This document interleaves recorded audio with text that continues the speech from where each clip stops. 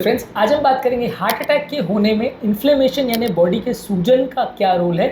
ज़्यादातर लोग फोकस करते हैं बीपी पर, फोकस करते हैं शुगर पर, फोकस करते हैं, लेकिन इन्फ्लेमेशन जो कि एक बहुत बड़ा रिस्क फैक्टर है जिसकी वजह से नॉर्मल कोलेस्ट्रॉल वाले व्यक्ति को या बिना बीमारी वाले व्यक्ति को भी हार्ट अटैक आ सकता है।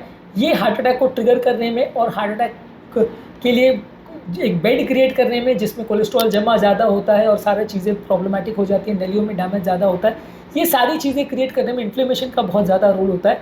जितना ज़्यादा बॉडी में इन्फ्लेमेशन होगा उतना ज़्यादा आपको हार्ट अटैक्स होंगे।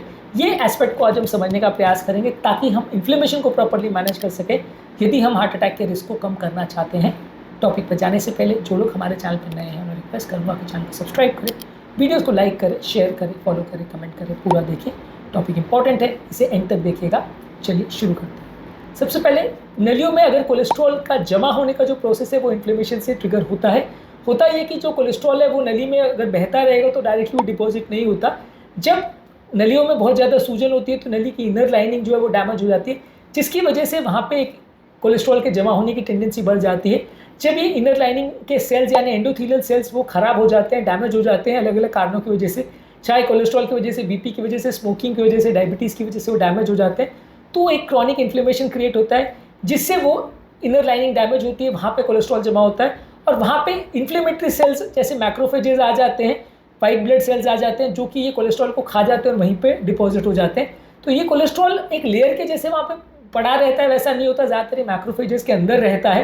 तो ये फैट सेल्स वहाँ पे जमा होने के लिए रिस्पॉन्सिबल इन्फ्लेमेशन होता है, बिना इन्फ्लेमेशन के यूजली नहीं होता। यही इंपॉर्टेंट कारण है जिसको समझना ज़रूरी है कि इन्फ्लेमेशन की वजह से हार्ट अटैक होते हैं। यही कारण है कि नॉर्मल कोलेस्ट्रॉल वाले व्यक्ति को भी हार्ट अटैक हो सकता है। यदि हार्ट अटैक के रिस्क को आप एक्चुअल में कम करना चाहते हैं तो इन्फ्लेमेशन पर कंट्रोल करना ज़्यादा ज़रूरी है। इन्फ्लेमेशन कैसे कंट्रोल करते हैं और क्या खाद्य पदार्थों से बढ़ता है, क्या चीज़ों से कम होता है, ये ऑलरेडी हमने काफ़ी वीडियोज़ में डिस्कस किया है। इसके अलावा प्लेक इंस्टेबिलिटी भी करवाते हैं, यानी कि नॉर्मली जो कोलेस्ट्रॉल का प्लाक होता है उसके ऊपर एक मेम्ब्रेन बन जाती है, एक झिल्ली बन जाती है जो कि कोलेस्ट्रॉल के प्लाक को ब्लड से सेपरेट करती है और इनको फटने नहीं देती है, कोलेस्ट्रॉल को इकट्ठा करके एक थैली में जमा करके रखता है। एक लेवल जब आता है और उसमें इन्फ्लेमेशन जब क्रिएट होता है तो ये झिल्ली कमज़ोर हो जाती है, फट जाती है, जिसकी वजह से वहाँ पे मेम्ब्रेन रप्चर हो जाती है और अंदर का जो कचरा है वो बाहर लीक कर जाता है।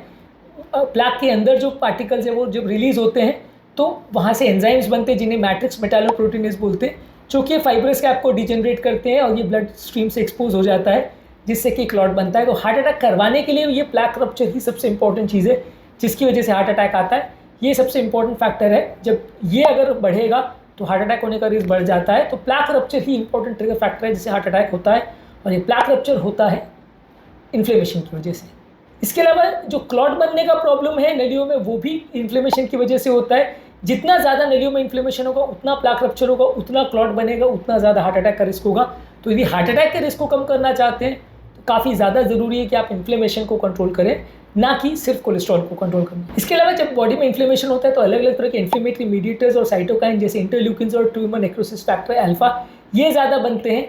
ये सेल्स की इनर लाइनिंग में जो एंडोथेलियम या पतली सेल्स की जो लाइनिंग होती है जो बहुत सारा ब्लड फ्लो का रेगुलेशन करती है और कोलेस्ट्रॉल जमा होने की टेंडेंसी ये सारी चीज़ों को कंट्रोल करती है, वो प्रॉपर काम नहीं करती। एंडोथेलियल डिस्फंक्शन ज़्यादा होता है तो जितना ज़्यादा इन्फ्लेमेशन होगा उतना ये इनर लाइनिंग प्रॉपर काम नहीं करेगी, उतना ज़्यादा रिस्क बढ़ेगा।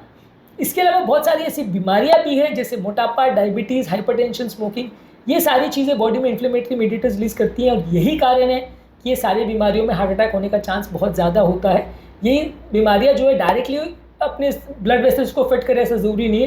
ये सारी बीमारियों में जो इन्फ्लेमेशन होता है इसकी वजह से डैमेज ज़्यादा होता है। जितना ज़्यादा किसी व्यक्ति की बॉडी में इन्फ्लेमेशन है उतना ज़्यादा रिस्क रहेगा।